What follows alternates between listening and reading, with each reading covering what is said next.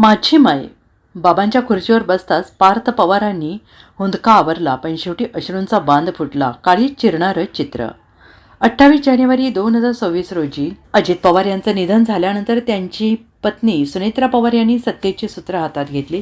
उपमुख्यमंत्रीपदासह इतर खात्यांचा त्यांनी पदभार स्वीकारला. 31 जानेवारी 2026 रोजी सुनेत्रा पवार यांचा शपथविधी कार्यक्रम लोकभवनात पार पडला.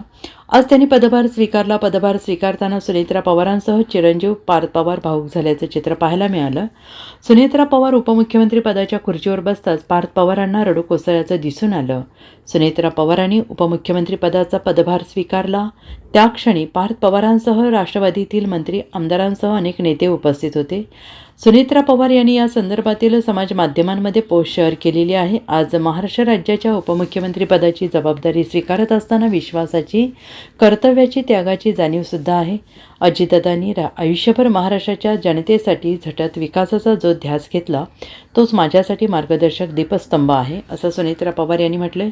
अजितदादांची कार्यशैली, निर्णय क्षमता, लोकांशी असलेले आत्मीय नाते हेच बळ घेऊन मी पुढील वाटचाल करणार आहे.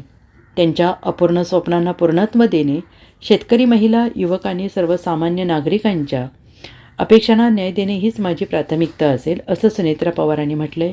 अजितदादांची जागा कुणीच घेऊ शकत नाही, पण त्यांच्या विचारांचा वारसा जपण्याचा आणि अधिक सक्षम महाराष्ट्र घडवण्याचा प्रामाणिक प्रयत्न मी नक्की करेन, असंही सुनेत्रा पवार यांनी म्हटलंय.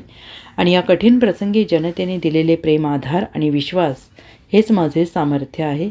त्यांच्या स्मृतीपुढे आज मी एक वचन देईन. महाराष्ट्राच्या हितासाठी निष्ठेने आणि समर्पणाने कार्य करत राहीन, असंही सुनेत्रा पवार यांनी उपमुख्यमंत्रीपदाचा पदभार स्वीकारल्यानंतर म्हटलं आहे.